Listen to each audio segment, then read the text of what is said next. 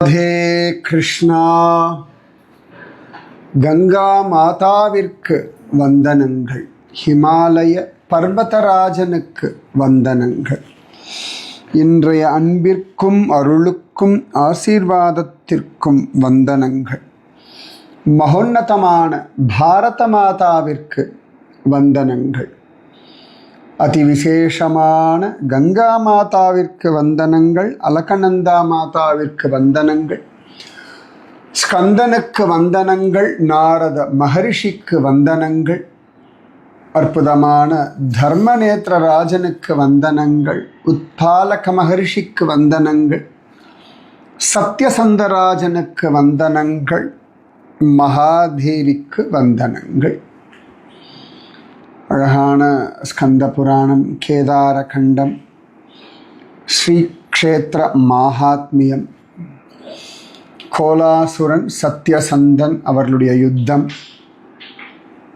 அதன் பிறகு சத்யசந்தன் அசரீரி சொல்படி கங்கையினுடைய கரையில் ஸ்ரீ சக்கர யந்திரம் வச்சுண்டு பூஜை பண்ணி தபஸ் பண்ண தேவி கன்யா ரூபமாக வந்து காட்சி கொடுத்தாள்னு நேற்று சொன்னேன்.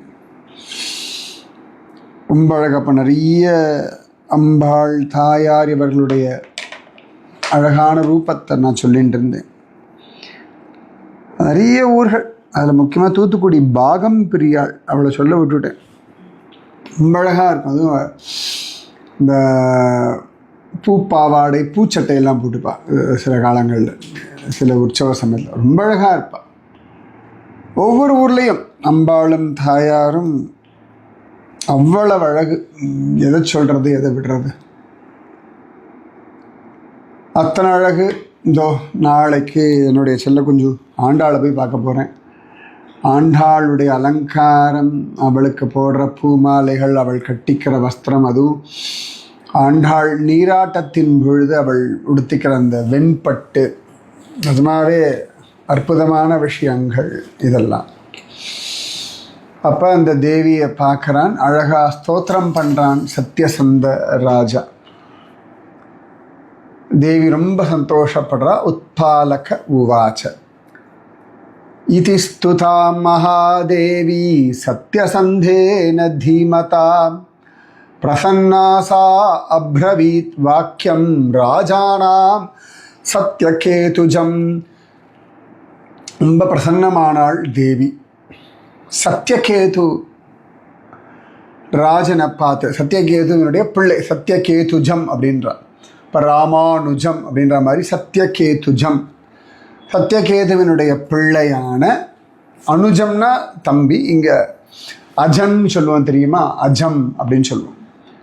அயன்னு சொல்லுவோம் இல்லையா நம்ம இவரை, பிரம்மதேவரை, அந்த மாதிரி சத்யகேதுஜம். சத்யகேதுனுடைய பிள்ளையான சத்யசந்தனான அந்த ராஜாவை பார்த்து மகாதேவி பேசுகிறா.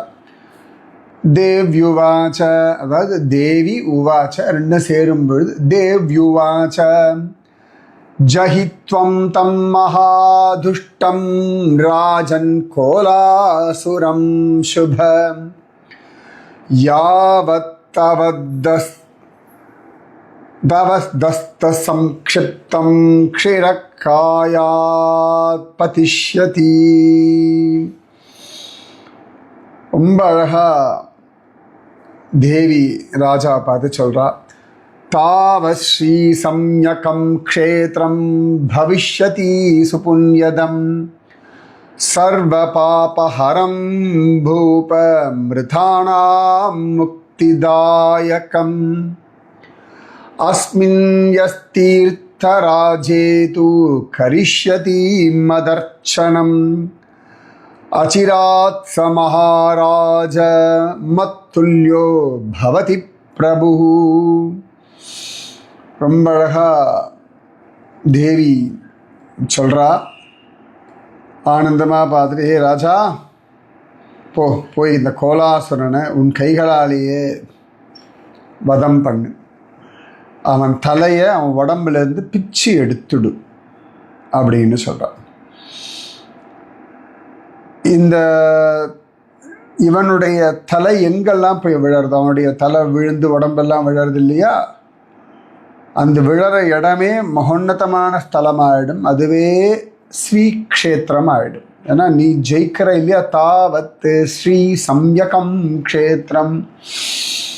அந்த மகாபாவிய நீ உன்னுடைய தவத்தினாலே ஜெயிப்பதனாலே உன் பலம் கொண்டு நீ போடும் பொழுது அது எந்த இடத்துல விழறதோ அந்த இடமே ஸ்ரீக்ஷேத்திரம் ஆயிடும்பா. அந்த க்ஷேத்திரமானது எல்லா விதமான பாபங்களையும் அழிச்சிடும், மோட்சத்தையே கொடுத்துடும். ரொம்ப அழகா தேவி சொல்றா, அச்சிராத்ம மகாராஜ மத்துல்யோ பவதி பிரபு. அவர்கள் என்னுடைய ஆசீர்வாதத்தினால இந்த இடத்துல யார் என்ன அங்கே பூஜை பண்ணுறாலோ அவர்கள் எனக்கு சமமான ஒரு பலத்தை அடைவார்கள். அந்த ஒரு ஸ்தானத்தை தேவி கொடுக்கிறார். யஸ்ய கஸ்யாபி தேவஸ்ய பக்தோஸ்மின் பிரவரே ஸ்தலே கரோதி சுபாம் பூஜாம் சோபி மத் சேவக ஸ்மிருதः. இந்த இடத்துல யார் எந்த தெய்வத்தை உபாசனை பண்ணாலும் அதை என்ன உபாசனை பண்ண மாதிரி தான் ஆடும். அவர்கள் என்னுடைய தாசர்களாகவே இருப்பார்கள். எப்படி எந்த தெய்வத்தை உபாசனை பண்ணாலும் கேசவனை நமஸ்காரம் பண்ணதுக்கு சமானம் அப்படின்னு சொல்லுவோமோ, அந்த மாதிரி தேவி உபாசனை பண்ணுறவாளுக்கு அவர்கள் எந்த தெய்வத்தை போய் நமஸ்காரம் பண்ணாலும் அது தேவிக்கு நமஸ்காரம் பண்ணதாகத்தான் ஏற்றுக்கொள்ளப்படும். இப்போ சிவபெருமான பூஜை பண்ணுறவாளுக்கு அவள் எங்கே போய் நமஸ்காரம் பண்ணாலும் எந்த சுவாமிக்கு பூஜை பண்ணாலும் அது சிவபெருமான இடத்துல தான் போய் சேரும். இது அந்த பக்தனுடைய பாவம், அந்த பக்தையினுடைய பாவம். பக்தன் அப்படின்னு நான் சொன்னால் பொதுவான வார்த்தை, இது ஆண் பெண் அந்த வார்த்தை கிடையாது. பக்தர்கள் யாராக இருந்தாலும் அவர்கள் எந்த தெய்வத்தை உபாசனை பண்ணுறார்களோ அந்த தெய்வத்தினிடத்திலே தான் இவர்களுடைய எல்லா பூஜையும் அழகாக போய் சேரும். அவர்கள் வேறு எங்கேயாவது போய் பூஜை பண்ணால் கூட இந்த தெய்வத்தினிடத்துல தான் போய் சேரும் அப்படின்ற அழகா தேவி சொல்கிறா. அஸ்மின்னேவ மகாக்ஷேத்ரே நித்யம் சிவசமான்வித சமன்விதா வசாமி சித்த கந்தர்வ தேவ கிண்ணர தாபசை. அந்த இடத்துல நான் சிவபெருமானோட பர்மனண்ட்டாக இருப்பேன். சித்தர்கள், கந்தர்வர்கள், தேவர்கள், கிண்ணறர்கள், தபஸ்விகளோட நான் இருப்பேன். கங்காயா உத்தரே தீரே ஹ்யத क्रोशार्ध कंडके राजराजेश्वरी नाम्ना பிரதிதாகம் நராதிப. இந்த கங்கையினுடைய உத்தரபாகத்தில் ஒரு அரக்ரோச தூரத்தில் நான் அவ்வளவு அழகா ராஜராஜேஸ்வரின்ற திருநாமத்தில் இருக்கேன்பா. ரொம்ப அழகா சொல்ற. பூர்வம் தத்ர மகாராஜ ராஜராஜேன தீமதா சம்பத்யைராதிதாஹம் வை ததோத்ர நிவசாம்யஹம் ராஜராஜோ மகாராஜ சம்பிராப மகதீம் ஸ்ரியம் அஸ்மின் வை தீர்த்தராஜே து மத் ஆராதன கர்மணா ததோ மாம் நரசார்தூல ஸ்தாபயாமாச ராஜராட்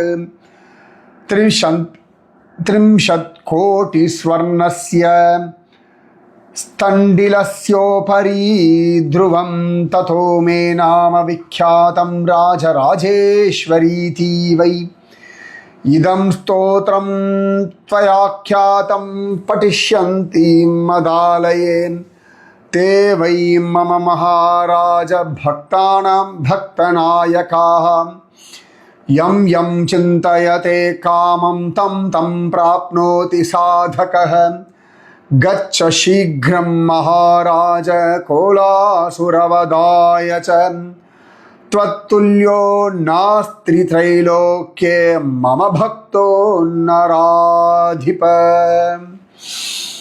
ரொம்ப அழகா இந்த தேவி ராஜாவிடத்துல பேசுகிறா.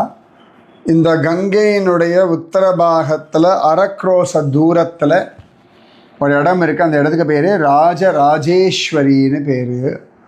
முன்னாடி காலகட்டத்தில் ராஜராஜன், நம்ம ஊர் ராஜராஜன்ல இது அந்த ஊர் ராஜராஜன்ற ஒரு ராஜன் ஏன்னா அந்த இடத்துல அவ்வளோ அழகாக உபாசனை பண்ணான். அதனால் அங்கேயே நான் இருக்கேன். அவன் அந்த இடத்துல உபாசனா பண்ணதுனாலேயே அந்த இடம் எல்லா தீர்த்தங்களை விட உத்தமமான தீர்த்தமாக எடுத்துப்பா. அந்த இடத்துல இந்த ராஜராஜன் என்னை அவ்வளோ அழகாக 30 கோடி தங்க நாணயத்தை போட்டு அது மேலே பீடம் அமைச்சு அது மேலே என்ன ஸ்தாபிதம் பண்ண. அதனால் என் பெயரே ராஜராஜேஸ்வரின்னு ஆயிடுத்து. ராஜராஜனுடைய ஈஸ்வரி ராஜராஜேஸ்வரி. 30 கோடி தங்க நாணயங்களை போட்டு, இப்போ சாதாரணமாக வீடெல்லாம் கட்டுறதுன்னா அந்த நவரத்னங்கள்லாம் போடுறதுன்னு குட்டி குட்டியாக நவரத்னங்களை கொண்டு போட்டுவிட்டு வீடு கட்டுறதுன்னு ஒரு வழக்கம். இதெல்லாம் நம்முடைய சனாதன தர்மத்தில் சடங்குல இதெல்லாம் முக்கியமான ஒரு விஷயமாக சொல்லப்படுறது. இன்றைக்கும் பார்க்கலாம், வாசக்கால் வைக்கிற பூஜை, அப்புறம் அஸ்திவாரம் தோன்றத்துக்கு பூஜை, அதுக்கப்புறம் கிரகப்பிரவேசம், இப்படி எல்லாமே உண்டு. எல்லாமே நம்ம மனசில் சந்தோஷம், அந்த கிரேட்ஃபுல்னஸ், நல்லபடியாக நல்லா நடந்தது அப்படின்ற ஒரு நன்றிக்காகத்தான் இவ்வளவுமே நம்ம பண்ணுறோம். ஸோ அதனால் அந்த ராஜராஜன் என்னை ஸ்தாபிதம் பண்ணதுனால ராஜராஜேஸ்வரின்னு எனக்கு பேர். இன்றைக்கி அந்த கோவில் இருக்குது, நான் இன்னும் போனதில்லை. புதுசாக கண்டுபிடிச்சிருக்கேன். நானும் ஸ்கந்த புராணத்தை வாசித்து தேவப்பிரயாகையிலேருந்து ஸ்ரீநகர் போகிற வழியில் தான் இருக்குது இந்த இடம். ஒரு 1.5 மணி நேரம் கொஞ்சம் டீவியேட் ஆகி போகணும். ஆனால் கட்டாயம் போய் பார்த்துடணும். ராஜராஜேஸ்வரின்னு தேவியினுடைய திருநாமம். நான் ஜோஷி மட்டில் ஒரு திரிபுர பாலாசுந்தரி ராஜராஜேஸ்வரி கோவில் பார்த்துருக்கேன். அதில் புது கோவில், இது பிராச்சீனமான கோவில். அப்போ தேவி சொல்கிறா, இன்னி எவ்வளோ அழகாக இந்த ஸ்தோத்திரம் பண்ணா இல்லையா, இந்த ஸ்தோத்திரத்தை யார் ஜபிக்கிறாளோ என்னுடைய இடத்துல அவர்கள் எனக்கு ரொம்ப பிடிச்ச டிவோட்டிகளாக ஆகிடுவா. அவர்கள் ரொம்ப பிடிச்ச பக்தர்களாக மாறிடுவா. அதனால் அவர்களுடைய அந்த பக்தர்களுடைய ஆசைகள் அபிலாஷைகள் பூர்த்தி செய்யப்படும் அப்படின்னு அவ்வளோ அழகாக சொல்கிறா. கோலாசுர வதம் பண்ணு, கச்ச சீக்கிரம் மகாராஜ கோலாசுர வதாயச்ச தத்துல்யோ நாஸ்தி திரைலோக்கிய மம பக்தோ நராதிப. போகண்ணா, போய் கோலாசுரனை வதம் பண்ணு. உனக்கு சமமான ஒரு பக்தன் இந்த 3 லோகத்தில் யாருமே கிடையாதுரா குழந்தை அப்படின்னு அம்பாள் சொல்லிட்டார். உத்பாலக உவாச இத்யுக்த்வாந்தர்ததே தேவி பஷ்யதஸ்தஸ்ய பூப்ருதः ஸ்ருத்வா ததுதிதம் வாக்கியம் ஜகாமரணமூர்தனி.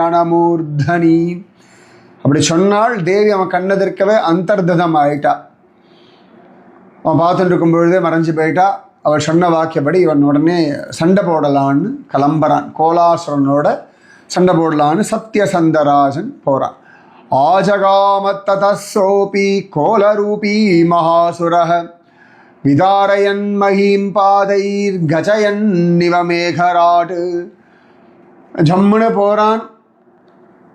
இந்த 2 பேரும் சண்டை போடலான்னு இவன் சண்டை போட வந்துட்டான் அப்படின்னு தெரிஞ்சோடனே அவனுக்கு அவ்வளவு கோபம் வர்றது. யானை மாதிரி வெறி பிடிச்ச யானை மாதிரி வரான். குரன்னு சத்தம் போட்டுண்டு சண்டை போட வந்துட்டான். பாதை கஜயன் இவ மேகராட்டு தர்ஜயன் குதிசதைஹி சப்தைஹி பீர்ஷயன்னு குர்குராரவை. அப்படி சத்தம் போடும் இல்லையா, அந்த பன்றி சத்தம் சொல்கிறார். குர்குராரவைஹி ஆகச்சதஹ தஸ்ய ராஜந்தேவா அபி சகம்பீர். பெரிய 2 பேரும் பெரிய சண்டை நடக்கிறது. ஆகத்திய தத் சமீபே து சத்ய சந்தஸ்ய தீமதः உவாச்ச வச்சனம் ரோஷாத் பிரஹஸ்யச்ச புனப்புனக. அந்த கோலாசுரன் இப்போ சிரிச்சுண்டு அப்படி கிண்டலா சொல்கிறான். கோலாசுர உவாச்ச கிமர்த்தம் ஆகதோசி த்வம் யுத்தாதி வினிர்வத்தஹி கமிஷ்யசி ததைவத்வம் யதா பூர்வம் நராதிபை. என்ன தைரியத்தில் சண்டை போட வந்தாய்? ஏன் வந்தாய்? போ போ, திரும்பி காட்டுக்குள்ளே போ. முன்னாடியே ஓடி போனல, காட்டுக்குள்ளே போய் தபஸ் பண்ண போனே கங்கை கரைக்கு, அது மாதிரி ஓடிப்போ, போ போ. இதானீமேவஹி துச்ச பிரேஷயிஷ்யாமி தக்ஷிணா அதோ ஜீவன் கிரகே கச்ச தியக்த்வா சஸ்திராணி பூச்சர. முட்டாளே, மாதிரி இந்த க்ஷணமே உன்னை யமப்பட்டணத்துக்கு அனுப்பிடுவேன். ஒழுங்கு மரியாதையாக இந்த ஆயுதங்கள்லாம் போட்டுட்டு ஓடி போயிடு முன்னாடி மாதிரியே அப்படின்னு. உத்பால கவுவாச்ச इति श्रुत्वा वचस्तस्य सत्यसन्धो नराधिपः बाणानासन्दचच्छाप उवाच वचनं मृषा. அப்போ இதை கேட்டவுடனே ராஜா தன்னுடைய வில்லில் அம்பை வச்சுட்டு வேகமாக கோபமாக சொல்கிறான். ராஜோ வாச்ச ஏ தத் சமய பர்யந்தம் நாகதோ மிருத்யு காலகः அத்ய மத்கார்முகோ சிருஷ்டா பாணாஸ்தே பிராணஹாரிணः பவிஷ்யந்தி மகாதுஷ்ட முனீனாம் சாந்தசேதசாம் பிரசன்னானி மனாம் ஸ்யாஷு நிஹதே கோலகே த்வயி. இது வரைக்கும் உன்னுடைய மரண காலம் வரல, ஆனால் இப்போ வந்தாச்சு. எல்லாம் உன் வாழ்க்கை எடுக்கிறதுக்காக தான் இந்த அம்புகள்லாம் காத்துன்னு இருக்கு. விட்டாளே, உன்னை வதம் பண்ணிட்டு இந்த இங்கே இருக்க வாழக்கூடிய முனிவர்கள் ரிஷிகள்லாம் சந்தோஷமாக இருக்கும்படியாக பண்ணுவேன் அப்படின்னு. அதுக்கப்புறம் ரிஷி உவாச்ச சொல்கிறா. சத்யசந்த ததோ பானம் கோலாசியோபரி ரக்ஷசக சோபி காலோ மகாதுஷ்ட சவரியாமாச பானகம். அப்பா உடனே அவன் அங்கேருந்து பானங்கள் எல்லாம் அடித்தான். அதெல்லாம் கோலாசுரன் வாயில் போட்டு மென்று துப்பிட்டான். அடித்த பானத்தை எல்லாம் வாயில் முழுங்கி துப்பிட்டான். உடனே கோலாசுரன் ஒரு மலை சிகரத்தை அப்படி செத்து பல்லால் அப்படி எடுத்தான். தமபி அச்சலமாயாந்தம் தூரத்தோ நிருபநந்தனக சூர்ணயாமாச பானச்சைவ கணசங்கணசக. ரொம்ப அழகாக அவன் பார்த்தான். அவன் மேலே மலையை தூக்கி போட்டான். அதுக்குள்ளே ராஜாவுடைய அம்புகள் அதை பொடியாக சுக்குநூறு ஆக்கிடுத்து. 2 பேருக்குள்ள பெரிய சண்டை. எல்லா பக்கமும் புழுதி பறக்கிறது. இவன் அம்பு போடுறது, அவன் எல்லாத்தையும் அந்த அம்பெல்லாம் சமைச்சு போடுறது. அதுக்கப்புறமா இவன் பாட்டுக்கு மலையை தூக்கி வீசுறது, அவன் அதை துக்குநூறாக உடைக்கிறது. இப்படியே சண்டை போயிட்டே இருக்கு. எல்லாரும் பார்த்துட்டு இருக்கா, இது எங்கே முடிய போகிறது, என்ன ஆக போகிறது. பல மலைகள்லாம் உடச்சி போட்டுருக்கான். அந்த மலைகள்லாம் பொடிச்சு போயாச்சு இவன் விடுற அம்பினால். எல்லாரும் பயந்து போயிட்டா. எல்லாருக்கும் ஒரு மனசில் ஒரு கலக்கம் வந்துடுது. ஏன்னா போயிட்டே இருக்கு சண்டை. ஒருத்தர் மாற்றி ஒருத்தர் அடிச்சுட்டே இருக்கா. அப்போ என்ன பண்ணுறதுன்னு அவனுங்க பலகீனமாகலை, இவனும் பலகீனமாகலை. 2 பேரும் உதய பர்வதத்துலேருந்து அஸ்தம பர்வதம் வரைக்கும் சொல்லுவா இல்லையா, அந்த மாதிரி காத்தாலேருந்து சாயங்காலம் வரைக்கும் சண்டை நடக்கிறது. அப்படி ஒரு பயங்கரமான சண்டை. அவன் ஓங்கி குத்துறான், இவன் அவனை அடிக்கிறான். இப்படியே நடக்கிற 2 பேரும் விடாமல் சண்டை போட்டுட்டே இருக்கா. அப்போ தேவி இந்த ராஜா பக்கத்தில் வந்தாள். நம்ம சத்யசந்த ராஜா பக்கத்தில். அத தஸ்ய நிருபஸ்யாஷு கர்ண ஆகத்ய பார்வதி ததௌ விமோகினீம் மாயாம் யயாரிர்மோகிதோ பவேத். அப்போ காடஸ் பார்வதி, நம்ம தேவி மகாமாயை, அவள் தானே மகாமாயின்னு சொல்கிறோம். மகமாயின்னு இல்லையா, அவன் காது பக்கத்தில் வந்தா. காதில் விமோகினி மாயா மந்திரத்தை சொல்லிட்டான். அது எவ்வளோ பெரிய சண்டையாக இருக்கட்டும், என்ன வேணா இருக்கட்டும், தெய்வம் நம்ம பக்கத்தில் இருக்கும் பொழுது தெய்வம் நாம் ஜெயிப்பதற்கான எல்லா வழியையும் அதுவே பண்ணி கொடுத்துரும். அதுதான் தெய்வ பலம். நம்ம தர்மத்துக்காக சண்டை போடும்போது தெய்வம் நம்ம கூடவே இருக்கும். விமோகினி மாயா, அந்த மாயா மந்திரத்தை இந்த ராஜனுடைய காதுகளில் அழகாக தேவி சொல்லிட்டா. உடனே அவன் அதை ஜபிக்க ஆரம்பிச்சுட்டான். ஜம்முன்னு ஸ்ருத்வா ததுதிதம் மந்திரம் யுத்தியமானோ ஜஜாபஹ ஜபாவசானே நிருபதேர் நிபபாதாசுரோ புவி இப்போ பாருங்க, ஒரு சண்டை போடும் பொழுது கூட தெய்வம் கொடுத்த மந்திரத்தை ஜபிக்கலாம். அதனால தான் சொல்கிறோம், நாம ஜபம் எப்போ வேணால் ஜபிக்கலாம் அப்படின்னு. கோபத்தில் இருந்தாலோ, பயத்தில் இருந்தாலோ, குழப்பத்தில் இருந்தாலோ, சந்தேகத்தில் இருந்தாலோ, எந்த நிலைமையில் இருந்தாலும் நீங்கள் நாமம் ஜபிக்கலாம். இங்கே தேவி அவனுக்கு விமோகினி மாயா மந்திரத்தை சொல்லி கொடுத்தா அவன் சண்டை போட்டுட்டே ஜபிக்கலாம், தனியாக போய் ஜபிக்கலை. ஆனால் வாழ்க்கை பாட்டுக்கு வாழ்ந்துடுங்க, கூட பாட்டுக்கு நீங்கள் பாட்டுக்கு ஜபம் பண்ணிகிட்டே இருக்கும். மோகிதோ மாயையா தேவியாக திரிகுணாயா நராதிப ததைவ சிருஜ்யதே விஸ்வம் ஜகதேதத் சராச்சரம்.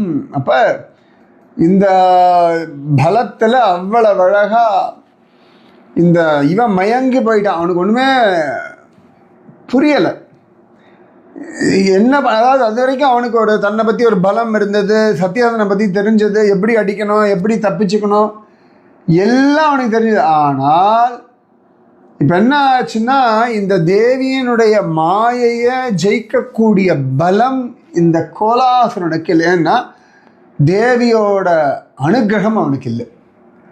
சத்தியசந்தனுக்கு தேவியோட அனுகிரகம் இருக்கிறதுனால அவ்வளவு அழகா ஜம்முன்னு இந்த மாயா பலம் கோலாசுரனை பாதிக்கிறது, சத்தியசந்தனை பாதிக்கலை.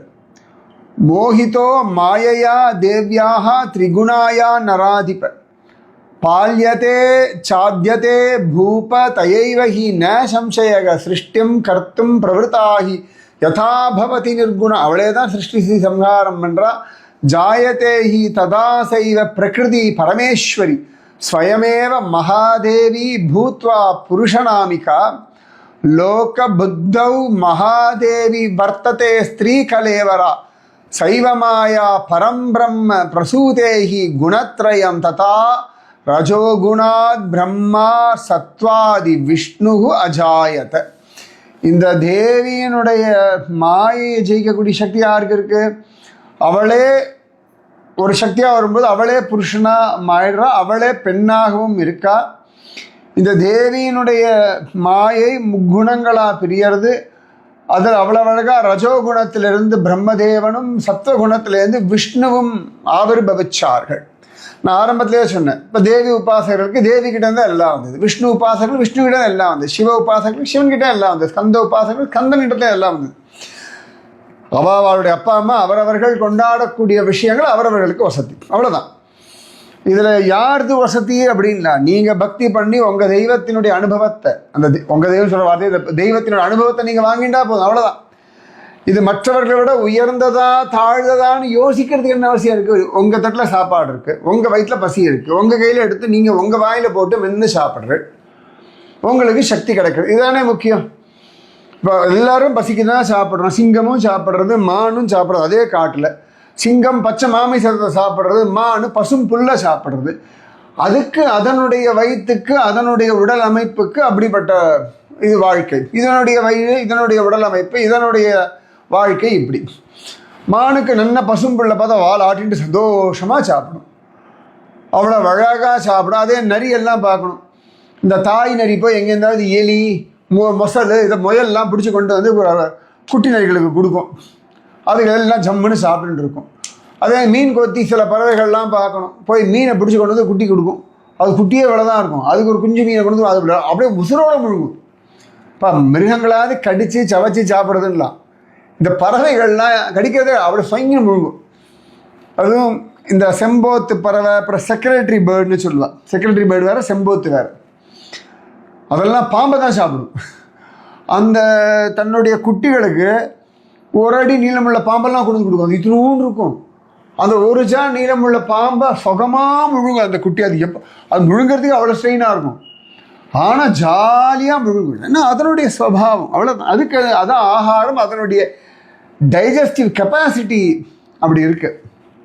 அதனால் உங்கள் தெய்வம், உங்கள் அனுபவம், உங்கள் பக்தி, உங்கள் வாழ்க்கை, இவ்வளோதான். இதில் மட்டும் நீங்கள் ஃபோக்கஸ் பண்ணுங்க. இதில் சிவபக்தி பண்ணுறவாளுக்கு என்ன அனுபவம் கிடைக்கிறது, விஷ்ணு பக்தி பண்ணுறவாளுக்கு என்ன அனுபவம் கிடைக்கிறது, முருக பக்தி பண்ணுறவாளுக்கு என்ன அனுபவம் கிடைக்கிறது, கணபதி பக்தி பண்ணுறவாளுக்கு என்ன அனுபவம் கிடைக்கிறது அவசியம் இல்லை இல்லையா?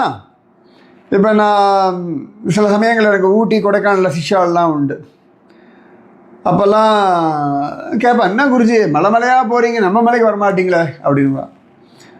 அப்போ நான் சொல்லுவேன், அது என்னமோ இமயமலை ஒசரம் இல்லையா, என்ன ஒசரம் குருஜி, அங்கே போனாலும் குளிர், எங்கள் மலைக்கு வந்தாலும் குளிர் தான் போகிறது, அங்கே கூட இவ்வளோ பச்சை பசேல் கிடையாது, நம்ம ஊரில் மலை பச்சை பசேல் இருக்குல்ல, வரலாம்ல அப்படின்வாங்க. நிஜமாவே கொடைக்கானல் ஊட்டியில் இருக்க பச்சை பசேல் இருக்கக்கூடிய அந்த பச்சை பசேல் இமயமலையில் கிடையாது, வாஸ்தவம். அதனால் அவர்கள் வாழ்கின்ற இடம் அவர்களுக்கு உயர்ந்தது. மீனுக்கு வந்து உலகத்தில் எது உயர்ந்த வாழ்கின்ற இடம் அப்படின்னு கேட்டால் அது சொல்லுவோம், அப்பாடா தண்ணி மாதிரி சுகம் உண்டா. அது சொல்லுவோம் இல்லை, கணது தவளை, குட்டை தவளை, அப்புறமா அந்த மாதிரி அதுக்கு போய் நீங்கள் கஷ்டப்பட்டு கடலை பற்றி வர்ணிக்க முடியுமா? ஒவ்வொருத்தருடைய ஸ்திதி அவ்வளோதான். யார் யார் எதை உபாசிக்கிறார்களோ அந்த ஸ்ரத்தையை நான் தருகிறேன், இப்படிதான் பகவான் கீதையில் சொல்கிறான். ஸோ இந்த இடத்துல இந்த தேவியினுடைய பிரபாவம்ன்றதுனால தேவியினுடைய வைபவமாக சொல்லின்னு இருக்கார், அவ்வளோதான்.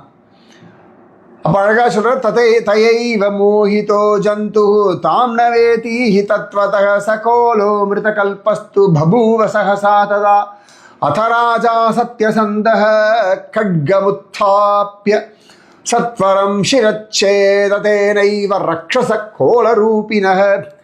இவன் இந்த விமோகினி மாயால மயங்கி விழுந்துட்டான் இல்லையா, ராஜா பார்த்தான், கத்தி எடுத்தான், அவன் தலையை வெட்டினான், சிரச்சேதம் பண்ணிட்டான்.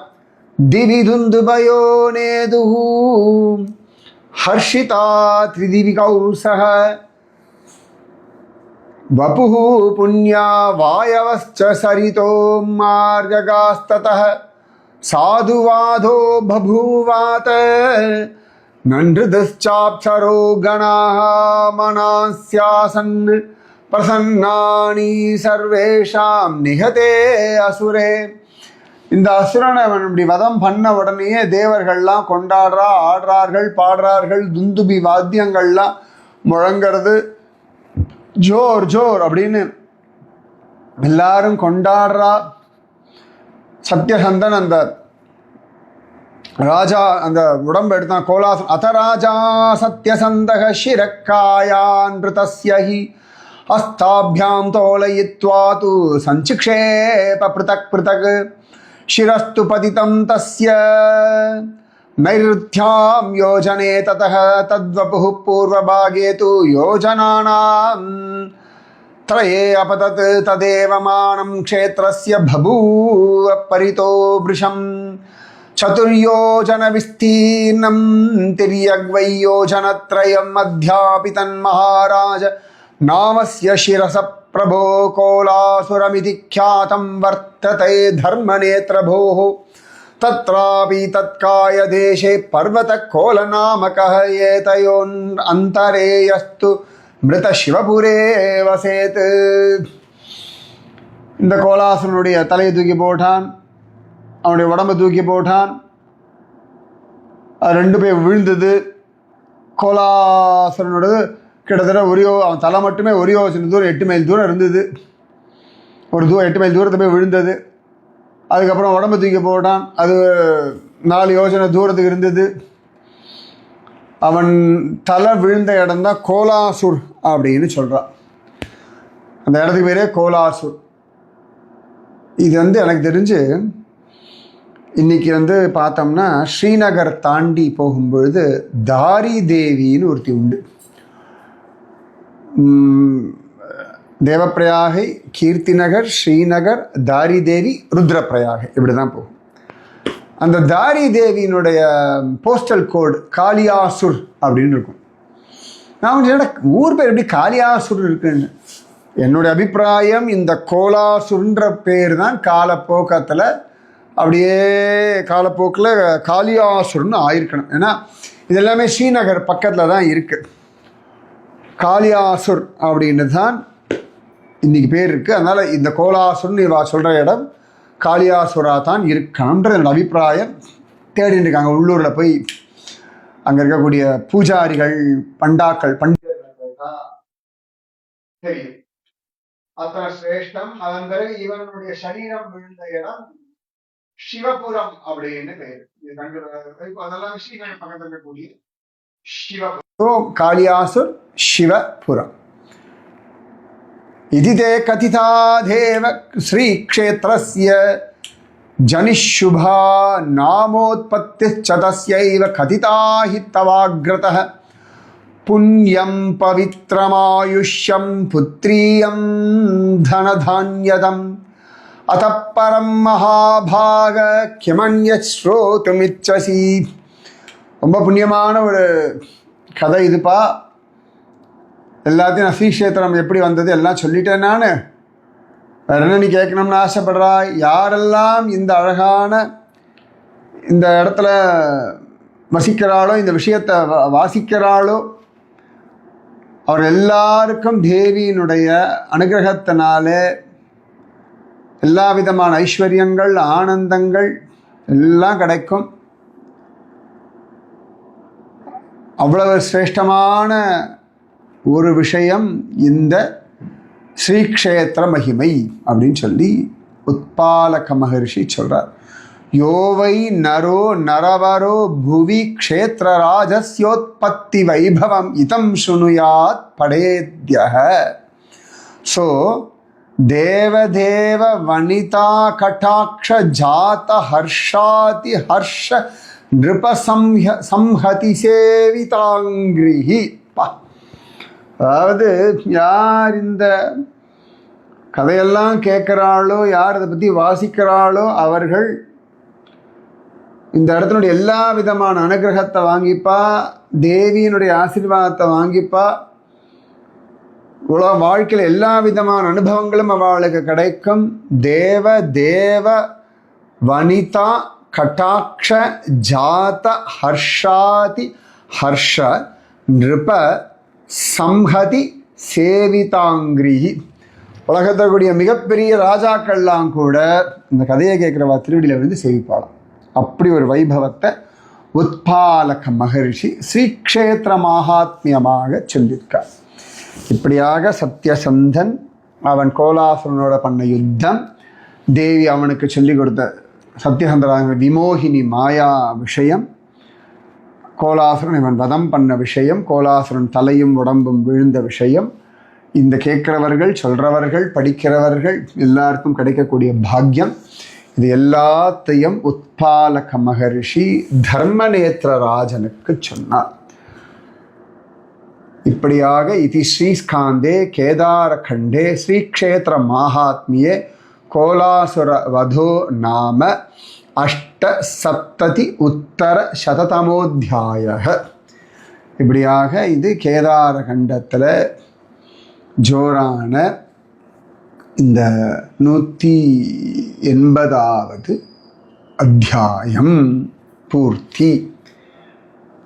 170வது அத்தியாயம் இல்லை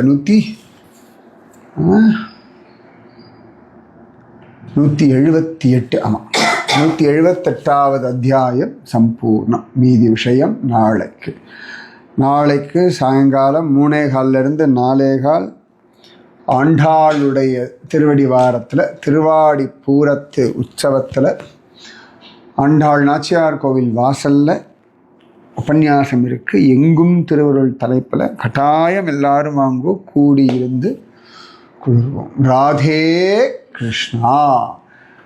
கங்கா மாதாவிற்கு வந்தனங்கள். இன்றைய அன்பிற்கும் அருளுக்கும் ஆசீர்வாதத்திற்கும் கருணைக்கும் வந்தனங்கள். ஹிமாலய பர்வதராஜனுக்கு வந்தனங்கள். அலக்கநந்தா மாதாவிற்கு வந்தனங்கள். ஸ்ரீக்ஷேத்திரத்திற்கு வந்தனங்கள். மகாதேவிக்கு வந்தனங்கள். சத்யசந்தராஜனுக்கு வந்தனங்கள். உத்பாலக மகர்ஷிக்கு வந்தனங்கள். தர்மநேத்திரராஜனுக்கு வந்தனங்கள். நாரத மகர்ஷிக்கு வந்தனங்கள். ஸ்கந்தனுக்கு வந்தனங்கள். மகோன்னதமான பாரத மாதாவிற்கு வந்தனங்கள். ராஜராஜேஸ்வரிக்கு வந்தனங்கள். இதெல்லாம் கேட்குற நீங்கள் இந்த இடத்தெல்லாம் போய் பார்க்கணும், தரிசனம் பண்ணணும். அம்பாள் அனுகிரகம் பண்ணட்டும். ராதே கிருஷ்ணா.